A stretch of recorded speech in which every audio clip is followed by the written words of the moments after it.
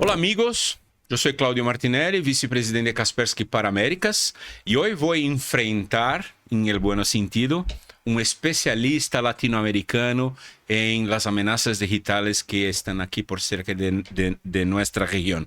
Enfrentar porque también nos vamos ahí por Libertadores de América, él contra Fluminense, es un que soporta el Estudiantes y yo por Palmeiras. Entonces no vamos a nos ver ahora, pero quién sabe en el futuro. Leandro, Sí, muchas gracias por estar aquí con nosotros. no hay de qué, un placer.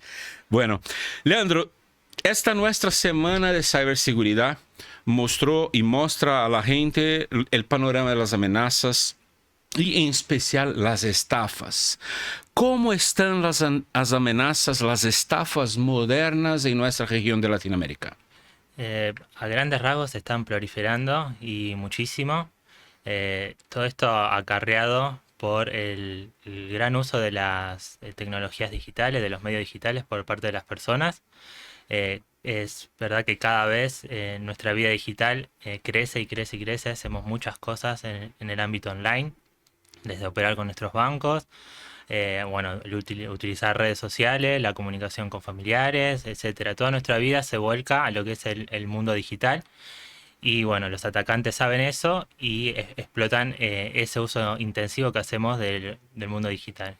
Entonces se puede decir que incluso por el tema de la pandemia, que provocó una digitalización, una transformación digital de toda la gente, esta frontera de ataque, la superficie de ataque ha crecido mucho, ¿no? Exactamente. La pandemia, desgraciadamente, fue como un catalizador para que todos empecemos a utilizar mucho más los medios digitales, mucho más en el sentido, por ejemplo, de los medios financieros digitales, la banca online, las transacciones digitales. Eso creció exponencialmente y obviamente abrió una gran puerta a los cibercriminales, a ver un mayor mercado donde podían ellos explotarlo, a comenzar a realizar distintos tipos de estafas. Se les abrió una gran puerta y obviamente la utilizaron. Hablando de esto, sabemos mucho de estos temas financieros, ¿no? ¿Qué tipo de estafas están más comunes hoy en día? Hoy en día tenemos diversas ramas. Por lo general, una de las que puedo mencionar mucho es la de denominadas montadeudas o préstamos, micropréstamos. Es una estafa muy que se está realizando mucho en todo lo que es Latinoamérica, Y esto en mobile, ¿no? en mobile, sí, desde México hasta Argentina. Es muy común que los atacantes desarrollen aplicaciones de micropréstamos que engañan a las personas para que tomen préstamos con muy bajos requisitos, con muy bajas tasas iniciales, que después se transforman en tasas altísimas, se transforman en muchos casos, muchas aplicaciones te bloquean el dispositivo o, mucho peor, empiezan el chantaje. Muchas de estas aplicaciones también tienen acceso a documentos que tengas en tu dispositivo, imágenes, contactos, y los cibercriminales utilizan eso para chantajear a las personas. O sea, te bloquea su teléfono y tú no puedes usarlo si no paga un monto a Un ellos. rescate. Si no pagas un rescate, no puedes utilizar el teléfono. Y es más, muchas veces estas aplicaciones que requieren muchísimos permisos para instalarse, empiezan a recabar información de contactos, imágenes, por ejemplo, y se las envía a tus amigos, familiares, diciendo, mira, esta persona no está pagando, mejor que pague, después podemos seguir por vos, y entonces se hace como una bola de chantaje que ya no solo afecta a la persona que instaló esa aplicación, sino todo su entorno. O sea, es un daño reputacional también hacia Sí, un tipo que va a se quedar depresivo por cuenta de todo ese chantaje, ¿no? sí, exactamente, es muy grande el daño que hace. ¿Y cómo llegan las estafas hacia, hacia la víctima, el usuario? ¿Por las redes sociales, por las medias sociales? ¿Este es el camino? Es uno de los mayores medios que utilizan los cibercriminales, son las redes sociales, ya que la mayoría de las personas utilizan las redes sociales y muchas exhaustivamente, y es el mejor medio por el cual pueden hacer los engaños más elaborados, pues tiene más herramientas. Por ejemplo, uso de imágenes o videos falsos, apalancados por IA, deepfake, face swapping. Hay distintas técnicas Entonces como que tienen mayores herramientas para poder crear una estafa más convincente para sus víctimas. Entonces son muy utilizados esos medios. Me imagino que la ingeniería social era la base para desarrollar técnicas y estafas muy creíbles, ¿no? Que pasan como si fuera enviada por un primo o un hermano y llega y las personas lo creen, ¿no? Sí, exactamente. Diste en el clavo. La ingeniería social es una de las técnicas más utilizadas para este tipo, para comenzar las estafas. En ese sentido, los criminales utilizan muchas técnicas que están dentro del paraguas de la ingeniería social para convencer a las personas y comenzar la estafa. Ellos necesitan manipular tus emociones, necesitan crearte miedo, necesitan crearte a veces avaricia, codicia, en el caso de por ejemplo, de las estafas de los micropréstamos o algunas estafas relativas a, por ejemplo, plataformas de inversiones, donde te dicen invertís una muy pequeña cantidad de dinero y tenés ganancias extraordinarias. Entonces ellos siempre tratan de manipular esas emociones para que vos realices acciones que en una situación normal no la harías. Porque ellos necesitan de tu ayuda para que les des como la llave para abrir la puerta. O necesitan alguna credencial, algún tipo de dato particular, algún tipo de información que solamente vos le podrías dar a ellos cuando estás bajo emociones manipuladas. O sea, los latinoamericanos son muy curiosos. Sí. Siempre los criminales van a usar o ganancia, curiosidad, o urgencia, o miedo para atraer y hacer con que una acción sea muy, muy rápida y uno no va a checar dos veces, ¿no? Entonces una sugerencia, creo que una sugerencia buena para no caer en una de esas amenazas es doble chequeo. Consulte de nuevo, va al sitio oficial de su banca antes de clicar en un enlace que te llega por WhatsApp, ¿no? Exactamente, esa es una de las mejores herramientas de defensa que podemos tener. Y a mí siempre cuando surgen este tipo de charlas me gusta mucho recomendar ese doble chequeo o hasta triple chequeo, en el sentido de que tenemos que tomarlo o adquirirlo como una actividad cotidiana, diaria, porque es verdad que sabemos que los atacantes van a manipular nuestras emociones, pero cuando empezamos a caer bajo sus garras es muy difícil darse cuenta, porque esa es la idea, ¿no? Que nos están manipulando. Entonces, cuando vos entrás dentro del juego del atacante, no sabés que estás siendo manipulado. Ese es el chiste de la cuestión. Entonces, si vos tenés ese doble o triple chequeo como un hábito, siempre lo vas a realizar, por más que estés manipulado o no. Entonces, bueno, incluir esa acción en todo momento. O sea, me llega un mensaje, bueno, lo chequeo 3 veces, no importa si es urgente, si me robaron todo el dinero del banco y tengo que cambiar la cuenta, bueno, no importa. Chequealo 2 o 3 veces y después actúa. Por lo menos para ganarlo como un hábito.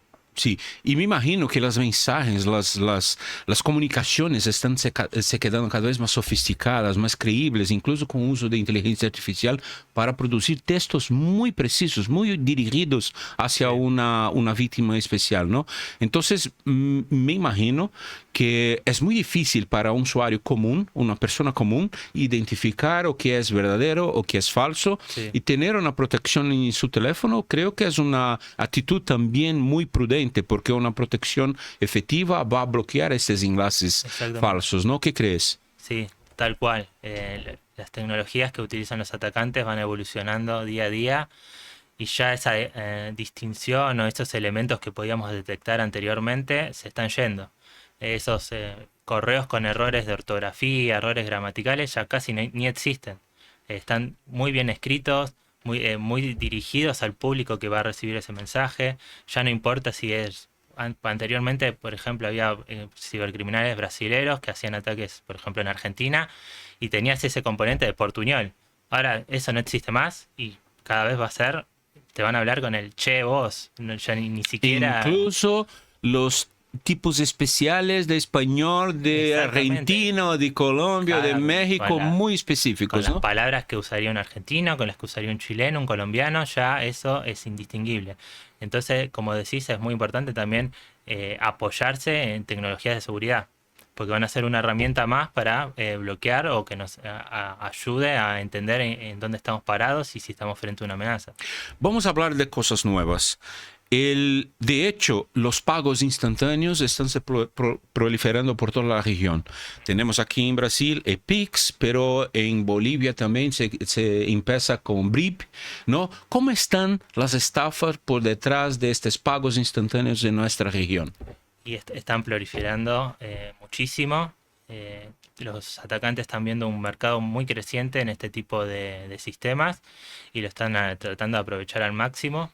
Ellos corren con la ventaja de que cada país está implementando un sistema distinto en distintos periodos de tiempo, lo cual hace que cada usuario de cada uno de esos países se encuentre con esta tecnología que sea nueva para él y que tenga un desconocimiento en cómo operarla.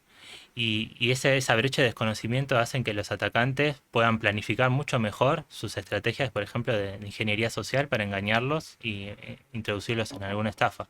O sea, este periodo de aprendizaje que pasa con la adopción de un sistema de pagos es una ventana de oportunidad para los criminales Sí, empezar las estafas contra los usuarios, los individuos, ¿no? sí, exactamente. Es una gran ventana de oportunidad que tienen y la aprovechan muchísimo, muchísimo, porque los usuarios se enfrentan a algo nuevo, están aprendiendo a utilizarlas. Muchas veces también, no sé si decir si es que hay fallas o hay una comunicación más bien pobre de entidades oficiales, por ejemplo, de cómo utilizarlo, o no, capaz que no es muy masivo y los usuarios no la pueden entender o siguiendo los distintos tipos de implementaciones que se van realizando y en ese momento es donde surge ese desconocimiento que es momentáneo porque después el usuario va a empezar a utilizar los sistemas y va a aprender, bueno, tenía que hacer el pago de esta manera, o no sé, un identificador, una llave, o es esta cosa, se usa de esta manera, nadie por fuera me va a pedir o no necesito tal o cual aplicación para utilizarlo. Esa medida que pasa el tiempo, el usuario va a mejorar su conocimiento sobre el sistema y bueno, y esa ventana de oportunidad se va a ir achicando, pero al comienzo es muy amplia y es donde mejor aprovechan los criminales. Y me imagino que entonces los criminales, como pasó en Brasil, van a migrar de ataques individuales hacia los usuarios a buscar grandes masas de datos en las empresas financieras que están a implementar esos pagos electrónicos. ¿Es así? Exactamente, porque como todo tiene un ciclo, al comienzo el desconocimiento de los usuarios es lo más rentable para los atacantes, porque tiene un menor costo.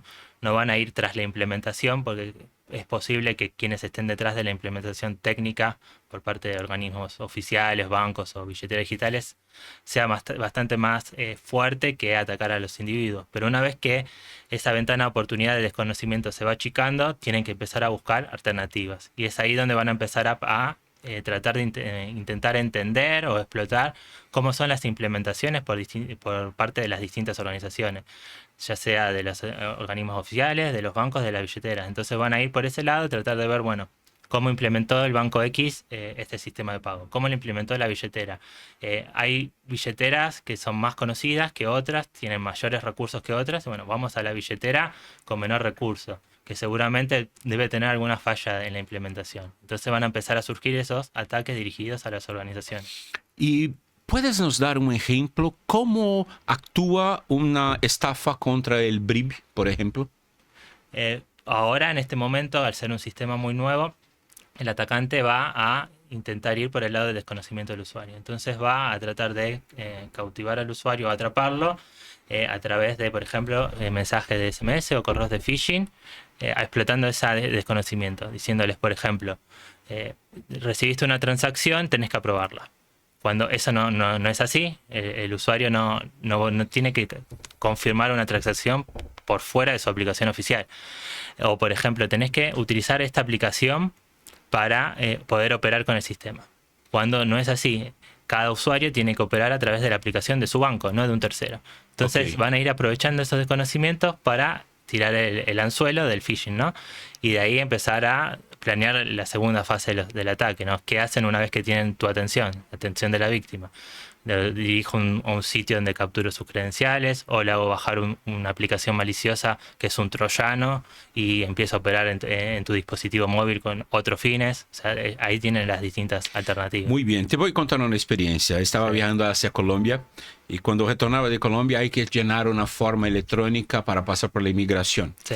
Y llego al aeropuerto, hay un QR code pegado en una pared, en una columna del aeropuerto. Está aquí su enlace de sistema de inmigración de Colombia. Escaneo este QR code, empiezo a llenar este QR code, esta forma electrónica, y ahí llega un enlace para pagar una tasa cualquier de $10, $15. Y ahí percebo que no, esto no es real porque es totalmente gratis. Ya viajé a Colombia muchas veces, nunca había esto. Cuando llego en este punto, retorno, borro todo, no me voy más, voy hasta el mostrador de la compañía aérea. Mira, ¿dónde está el enlace real? No pega allá porque ya avisamos a la policía que uno llegó aquí al aeropuerto y pegó esos QR codes en las columnas para hacer esas estafas, ¿no? Te cuento porque es una estafa que a mí me pareció muy inusitada, pero ¿qué otras estafas ves que encuentras en Latinoamérica, Leandro? Es un gran ejemplo y bueno, en ese caso tú tenías vos el conocimiento, ¿no? Porque ahí ese es un claro ejemplo de que se abusaban del desconocimiento de capaz que una persona llega por primera vez a Colombia y no estaba capaz enterado, sí, tenías que llenar un formulario y nada más. Y se enfrentaba a ese caso de que no, además tenía que pagar y capaz que en el apuro, si estoy en una situación incómoda porque estoy pasando migraciones de un país y voy a hacer lo que me dice el cartel. Así que eso es un gran ejemplo. Y de ese estilo también se encuentran muchos abusando de los QR, porque también es una tecnología que se usa mucho en muchos países. Por ejemplo, en Argentina es muy utilizado el pago con QR, entonces todo el mundo usa QR. Está familiarizado en que llegas a un lugar a un QR y lo escaneas, porque no, hay que escanear el QR. Muchos atacantes abusan de eso también para hacer su primer paso en la estafa. He visto mucho en menú de restaurante, que ahora ya casi no se usan los menús físicos, sino todos son menú digital. Sí.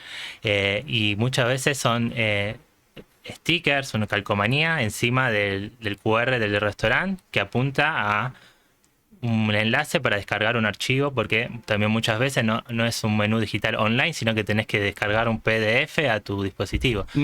Y eso en realidad no era un PDF, era una APK, era un archivo malicioso que hacían otras cosas. Eso era muy común. También estafas de QR de multas en los automóviles, en los automovilistas. Dejabas estacionado tu auto en un lugar, pasaba los delincuentes y te dejaban una notificación diciendo que habías estacionado mal, tenías una multa y tenías que escanear ese QR y hacer un pago. Te llevaban a un sitio que era igual al sitio del municipio, de la provincia o del estado donde estabas, y te decían, bueno, si cometiste una multa, si haces un pago adelantado, te hacemos, no sé, 80% de descuento.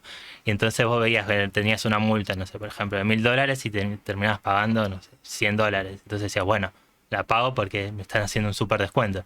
Y vos realmente le estabas haciendo un pago a un criminal.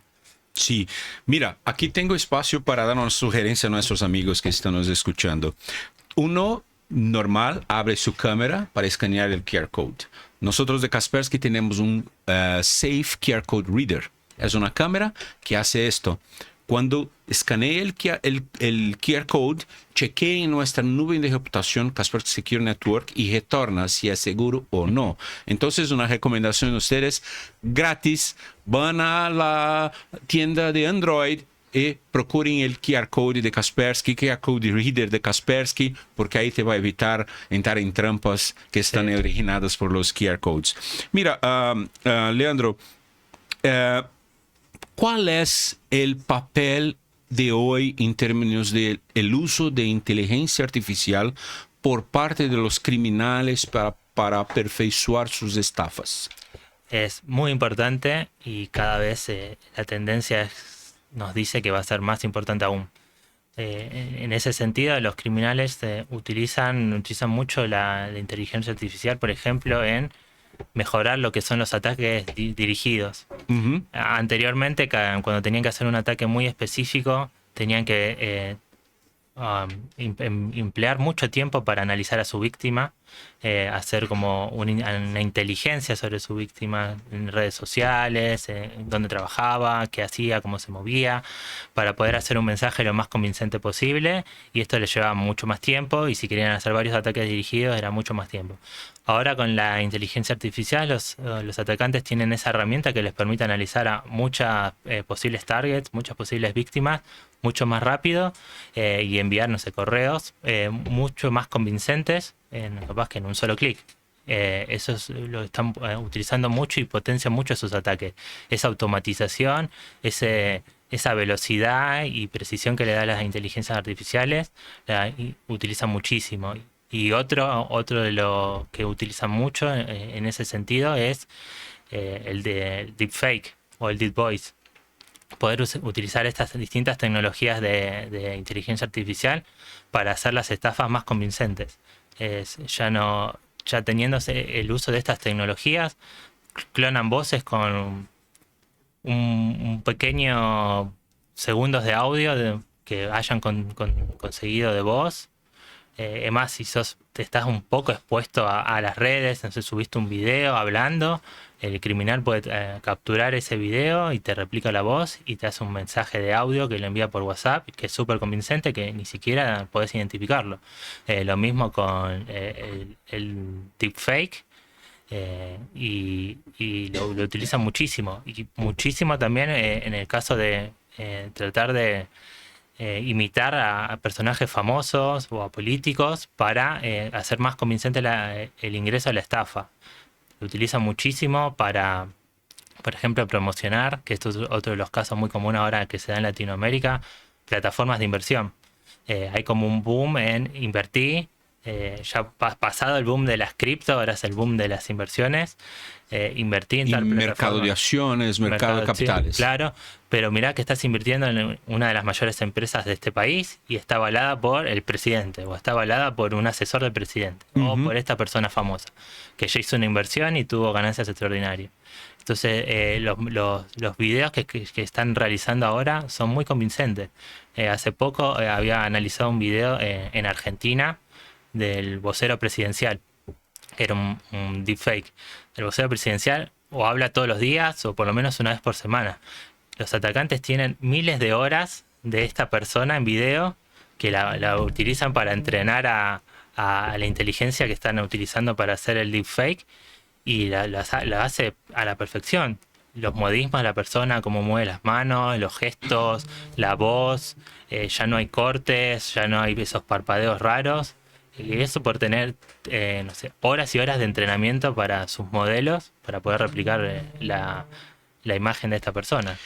Yo recién tengo recibido muchas llamadas telefónicas usando casi que el mismo número telefónico del mío. O sea, los primeros 4 o 5 dígitos son exactamente los mismos del mío, para parecer que el número es familiar a lo que estoy usando esto. Esto también creo que es algo que se crea de forma automática por los estafantes para ganar más credibilidad en las estafas, ¿no? Sí, sí, tal cual, tal cual. Todo este tipo de herramientas o estos tipos de trucos que pueden usar para engañar a las personas, lo utilizan, y estate seguro que es así.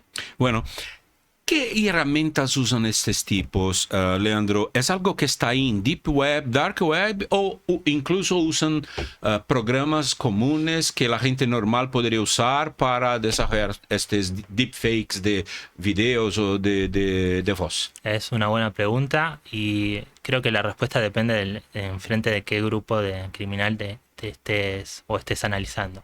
Yo creo que utilizan una mezcla de ambas, herramientas disponibles al público general y también muchas herramientas que se comercializan en la Deep Web, que mayormente este tipo de herramientas capaz que están mejores entrenadas para hacer estafas que las herramientas que están públicas disponibles para todo el público. Y es más, muchas veces muchos grupos de criminales no son del todo profesional, sino que van y consumen servicios de otros grupos más profesionales que tienen estas IA entrenadas específicamente para realizar estafas. Y lo que hacen estos grupos es comercializar, te venden una suscripción. Es como te estás suscrito a un servicio de streaming, te suscribís a un servicio de estafas. Crimen as a service. Exactamente. Entonces, por un precio de, no sé, 10, 15, $20 semanales, te dan acceso a su infraestructura de IA para hacer los deepfakes, los deep voice, y entonces tenés una semana para hacer las estafas que vos quieras. Entonces ahí ese grupo contrata ese servicio y por ese tiempo pueden usar esas herramientas. O sea, uno no necesita ni ser experto, puede No. comprar de otro los servicios para Exacto. usar en una estafa hacia un grupo de clientes de una banca o de una tarjeta de crédito. Exactamente. Cada día hay muchos grupos que están profesionalizando lo que es el cibercrimen. Ya pasó más de ser hagamos unos ataques, veamos qué podemos obtener, sino a que nosotros somos una empresa que se dedica a vender estafas. Y tienen toda su estructura orientada en ese sentido. Son profesionales, venden su suscripción y ayudan a pequeños estafadores a dar sus primeros pasos. Una persona común consigue reconocer una amenaza, una estafa hecha con inteligencia artificial. De las actuales ya cada vez es más difícil. O sea, tiene que contar con la protección de inteligencia artificial para reconocer a otra creada por inteligencia artificial. Sí, es muy importante y bueno, es como yo siempre digo que la mayor cantidad de herramientas posibles que podamos tener nosotros para detectar este tipo de amenazas, tenemos que contar con ellas.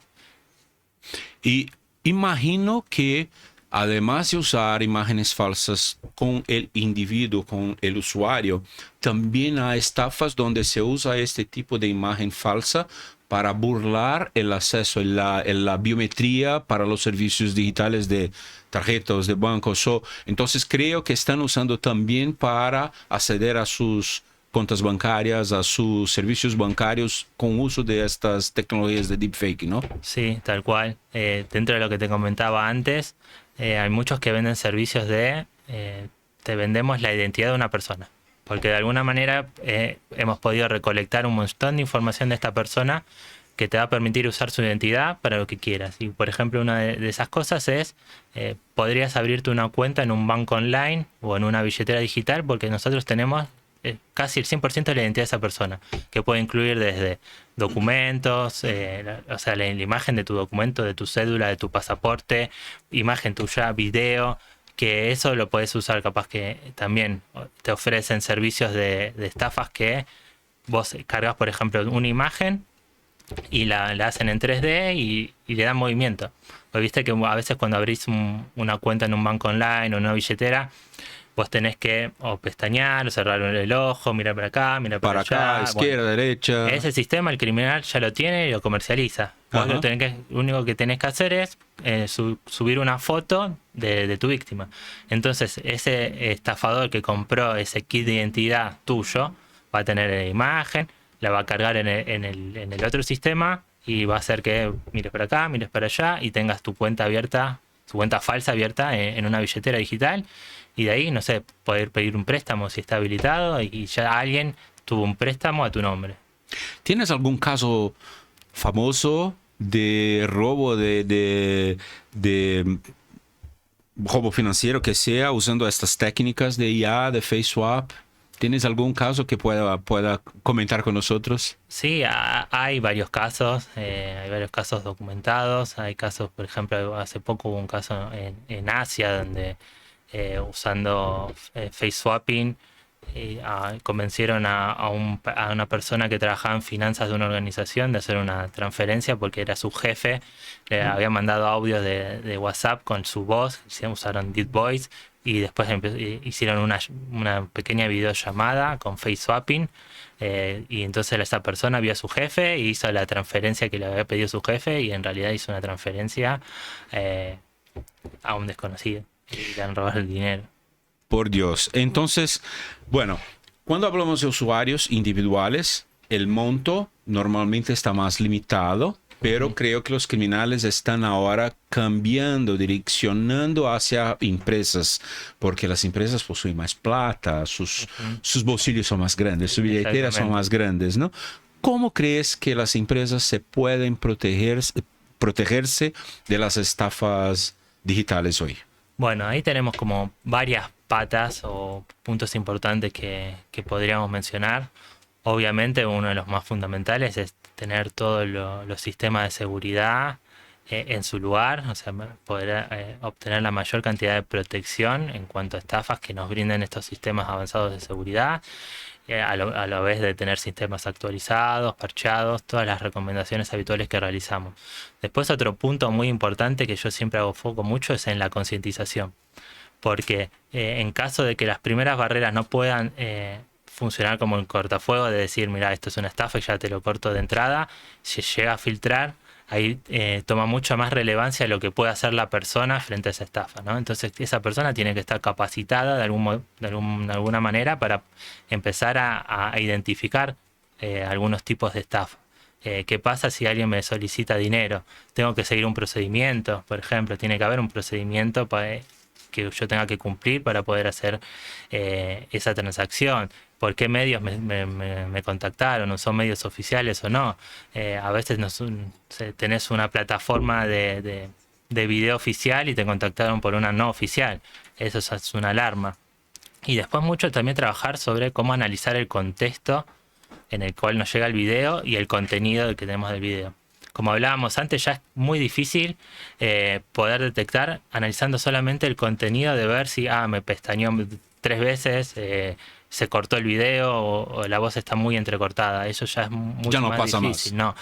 Entonces tenés que empezar a analizar qué me está solicitando el video, qué espera de mí, eso que espera de mí coincide con mi tarea diaria que hago en mi oficina, por ejemplo, o sigue los pasos que tiene que seguir un proceso en el cual yo estoy involucrado como empleado.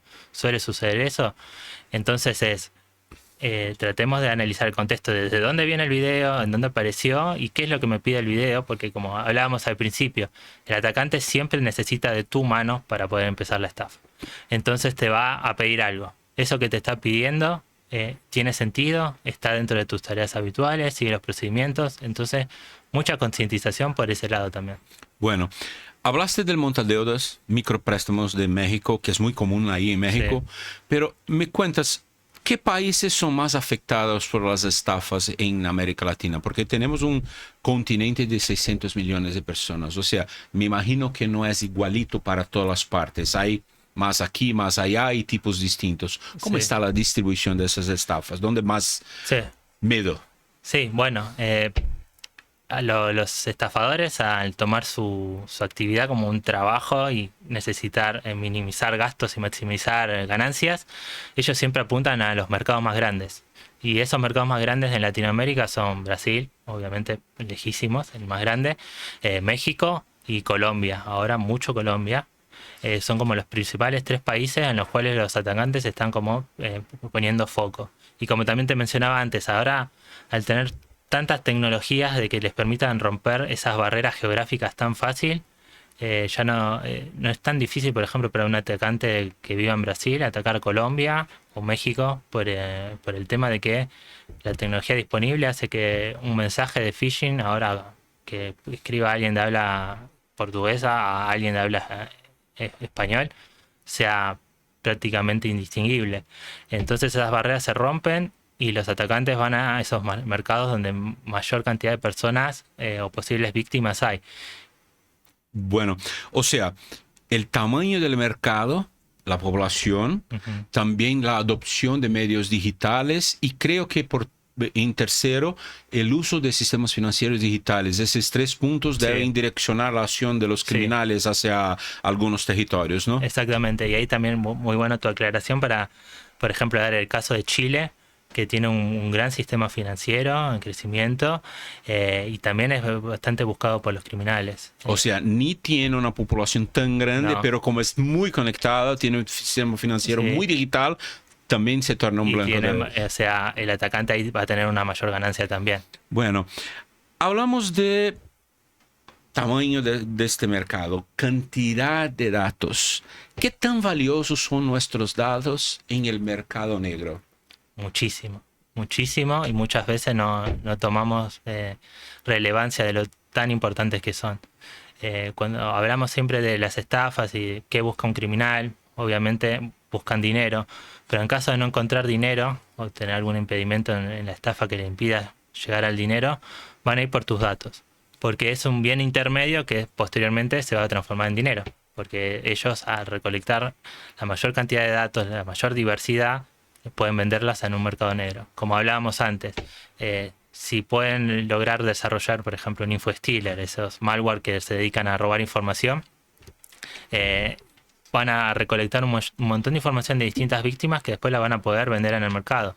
Credenciales de tarjeta de crédito, por ejemplo, que después las vendan en paquetes de, no sé, 10 personas a los distintos otros criminales de menor nivel, por así decirlo, que puedan acceder a esos grupos de la dark web.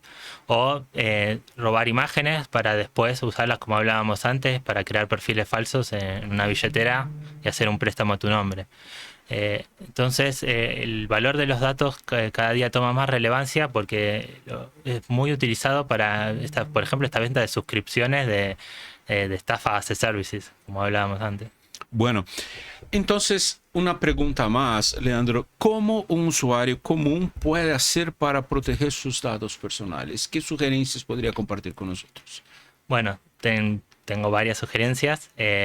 Lo más importante es primero que tiene el usuario que entender que sus datos son muy importantes y que capaz que no le da la relevancia que le debería dar.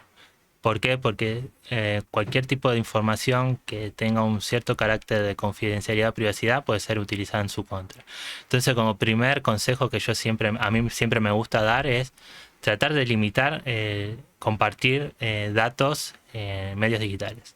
Si es posible restringir compartir esa información, es lo primero que tenemos que hacer, porque muchas veces no es necesario que brindemos tanta información al mundo que va a estar disponible para todos. Y eso no incluye solo mis amigos que ven, no sé, un posteo mío, sino un cibercriminal que ahora utiliza una herramienta de IA que ni siquiera es el cibercriminal que está viendo mis medios digitales, sino que es una herramienta automatizada que empieza a recolectar. Todo lo que esté lo va a recolectar.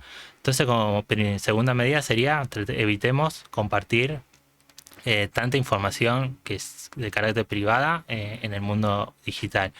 Después, como tercer medida, si necesitamos compartir, porque es cierto que hay momentos que sí necesitamos ingresar, no sé, un dato de tarjeta o cierto documento, que nos corroboremos bien que estemos ante medios oficiales, que son los que nos están solicitando esa información. Hagamos ese chequeo de, bueno, tengo que subir mi documento porque tengo que hacer cierto trámite. Bueno, estoy en el sitio oficial, hago un doble chequeo, me conecto de dispositivos con sistema de seguridad instalado. Algo también que mucho recomiendo es, tenés que hacer una transacción online y tenés tu dispositivo móvil y tu computadora, pero en tu dispositivo móvil no tenés antivirus, porque también es algo muy común, ¿no? Que capaz que se proteja más una computadora, una notebook que un dispositivo. Bueno, entonces haces esa transacción desde tu computadora. Si no, justo tenías que hacer, bueno, espera un tiempo, anda a tu computadora, hacelo, porque ahí vas a tener sistema de protección que te va a decir, mirá, estás ingresando a un sitio que no es seguro. Bueno. En ese sentido, por ejemplo, yo uso mucho la solución de Kaspersky, que cada vez que ingreso un enlace para hacer un pago, me hace todos los chequeos y me dice, sí, ¿estás seguro? Procedí. Bueno, ¿qué tal hacemos por fin un ping-pong? Sugerencias cortitas, una única frase para nuestros amigos que están nos escuchando. Yo hago una, tú haces otra, una, otra. Algunas 5 sugerencias para nuestros usuarios. Entonces, voy a empezar hacia la segunda. No repetir contraseñas en sitios distintos. Si el sitio está basado, el criminal va a intentar la misma contraseña en todos los otros. 2. Bueno, ya que hablamos de contraseña, utilizar un segundo factor. Es súper importante que usemos una contraseña y que nos apoyemos sobre un segundo factor, porque en caso de que el criminal obtenga nuestra primera contraseña, tenemos por el segundo factor que nos da un mayor nivel de protección. Un token, una mensaje de SMS, algo más que deba ser activado. Número 3, esto para las empresas, capacitar su gente. Seguridad cibernética no se hace dentro de la área de TI, se hace por todos, desde la secretaria, el comprador, la área de mercadeo, todos tienen que ser capacitados.